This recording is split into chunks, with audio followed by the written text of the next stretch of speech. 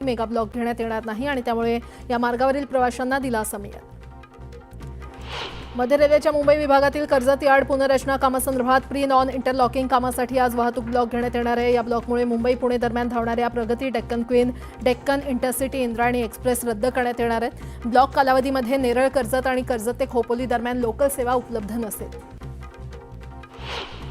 चांदीची झळाळी दिवसेंदिवस वाढतच असून शुक्रवारी 3,000 रुपयांची वाढ होऊन ती 1,67,000 अशा उच्चांकी भावावर पोहोचलेली आहे। 9 ऑक्टोबर रोजी एकाच दिवसात झालेली 11,200 रुपयांची वाढ आणि 10 रोजी पुन्हा झालेली वाढ पाहता 2 दिवसात चांदीचे भाव हे 14,200 रुपयांनी वधारले। मोसमी पावसाने राजस्थानमधून 3 दिवस लवकरच परतीचा प्रवास सुरू केला। महाराष्ट्रातून मात्र 5 दिवस उशिरा मोसमी पावसाचा परतीचा प्रवास सुरू झालाय।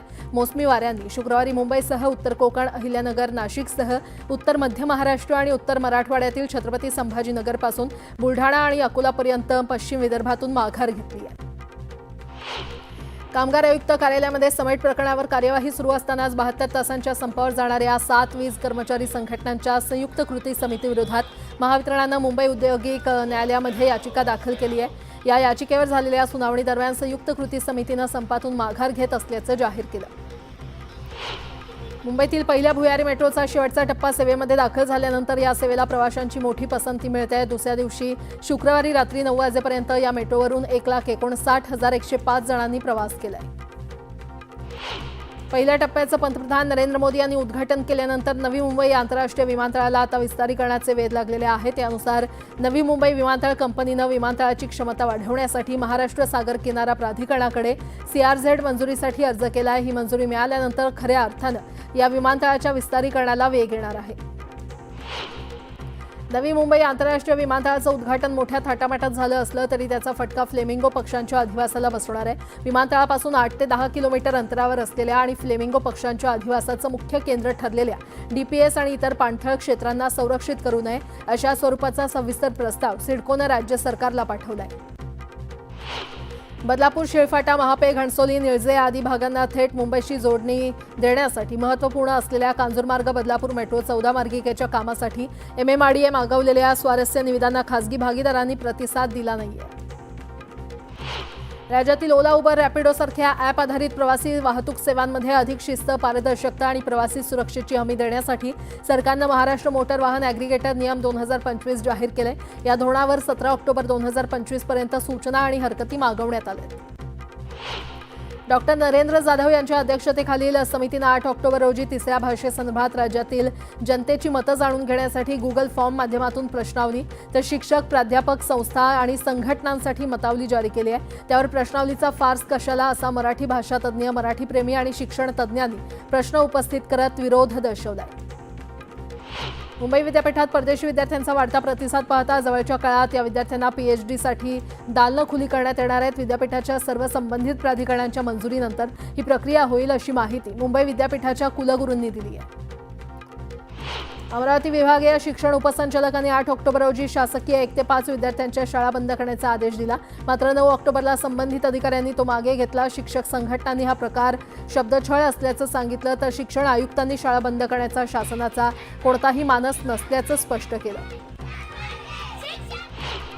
देशाचा विदेशी चलन साठा 3 ऑक्टोबरला संपलेल्या आठवड्यात $27.6 कोटी न घटून $699.96 अब्ज इतका झालाय। भारतीय रिझर्व्ह बँकेनं ही माहिती दिली आहे। या आधीच्या आठवड्यात साठ्यात $2.33 अब्ज ची घट नोंदली गेली होती आणि तो $700.24 अब्ज वर आला होता। इक्विटी म्युच्युअल फंडमध्ये झालेली गुंतवणूक सप्टेंबर महिन्यात 9% घसरून 30,421 कोटी रुपये इतकी राहिलेली आहे। ऑगस्टमध्ये ही गुंतवणूक 33,430 कोटी रुपये तर जुलैमध्ये 42,702 कोटी रुपये इतकी होती। पेन्शन वेळेवर मिळवण्यासाठी तुम्हाला दरवर्षी जीवन प्रमाणपत्र सादर करावं लागतं। 80 वर्षापेक्षा जास्त वयाच्या पेन्शनधारकांसाठी ते सादर करण्याची प्रक्रिया सुरू झालेली आहे। 30 नोव्हेंबरपर्यंत प्रमाणपत्र सादर करू शकतात। पुणे महानगर प्रदेश विकास प्राधिकरणात आता नव्यानं 163 गावांचा समावेश करण्यात येणार आहे। सध्या PMRDA मध्ये 697 गावांचा समावेश करण्यात आलाय। धनतेरस दिवाळी दरम्यान शुभ संकेत म्हणून सोनं आणि चांदी खरेदी करण्याची परंपरा आहे. मात्र गगनाला भिडणाऱ्या किमतींमुळे ते खरेदी करणं कठीण झालंय. यामुळेच लोक आता जुने दागिने नवीन दागिन्यांसाठी बदलतायत. जुने सोनं विकणाऱ्या किंवा नवीन दागिन्यांसाठी बदलणाऱ्या लोकांची संख्या वाढली आहे. तर सोन्या चांदीपेक्षा प्लॅटिनम सर्वाधिक रिटर्न देत आहे. अन्न आणि औषध प्रशासनानं राज्यभरात डॉक्टरांच्या चिठ्ठीविना खोकल्याच्या औषधांची विक्री करणाऱ्यांविरोधात तपासणी मोहीम हाती घेतली आहे. या मोहिमेअंतर्गत राज्यभरात 157 विक्रेत्यांना कारणे दाखवा नोटीस पाठवून 135 दुकानांवर कारवाई करण्यात आलेली आहे. विधिमंडळाच्या दोन्ही सभागृहांमध्ये मंत्र्यांनी दिलेली आश्वासनं हवेत विरल्याची अनेक उदाहरणं दिली जातात. पण आता ही आश्वासनं हवेतच राहणार नाहीत. यासाठी राज्य सरकारच्या प्रत्येक विभागात सचिवांच्या अध्यक्षतेखाली एक आढावा समिती नेमली जाणार आहे. आश्वासनं दिली तर ती 90 दिवसात पूर्ण देखील करा असे आदेश देण्यात आले. रत्नागिरी जिल्ह्यातील मंडणगडमध्ये दिवाणी न्यायालयाच्या इमारतीचा लोकार्पण सोहळा पार पडणार आहे. या सोहळ्यासाठी सरन्यायाधीश भूषण गवई, मुख्यमंत्री फडणवीस, उपमुख्यमंत्री एकनाथ शिंदे आणि अजित पवार उपस्थित असतील. तर सरन्यायाधीशांच्या आगमनानिमित्त शहरात पोलीस बंदोबस्त वाढवण्यात आलाय.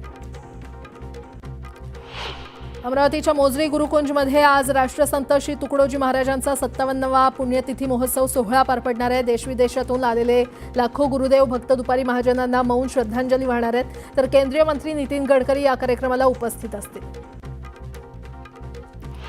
रायगड जिल्ह्याचे मुख्यालय असणाऱ्या अलिबाग शहरात वाहनांच्या संख्येत मोठी वाढ होत आहे. ज्यामुळे जिथे मिळेल तिथे वाहन पार्किंग होत असल्यामुळे शहरात वाहतूक कोंडी आणि अनधिकृत पार्किंगची समस्या दिवसेंदिवस वाढते.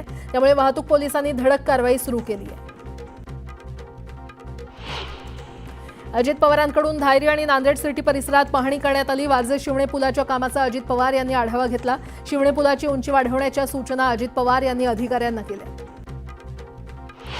सांगली महापालिकेकडून सांगली शहरातल्या मुख्य बाजारपेठेतील अतिक्रमणांवर बुलडोजर चालवण्यात आलाय. काही विक्रेत्यांनी या कारवाईला विरोध करत कारवाईबद्दल संताप व्यक्त केला. चाळीसगाव तालुक्याचा अखेर विशेष पॅकेजमध्ये समावेश करण्यात आलाय. यामुळे 76,000 शेतकऱ्यांना मदत मिळण्याचा मार्ग मोकळा झालाय.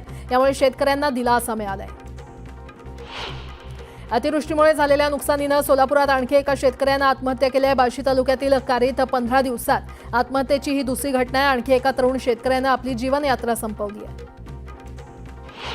पेमेंटसाठी 4 ऑक्टोबर ते 5 नोव्हेंबर या कालावधीमध्ये बेदाणे सौदे बंद करण्यात आले आहेत. 6 नोव्हेंबरपासून पुन्हा सौदे सुरू होणार आहेत. बेदाण्याची वर्षाला कोट्यावधींची उलाढाल होत असते. अर्थसंकल्पात घोषणा करण्यात आलेल्या पंतप्रधान धनधान्य कृषी योजनेची अंमलबजावणी आजपासून देशातील 100 जिल्ह्यात सुरू होणार आहे.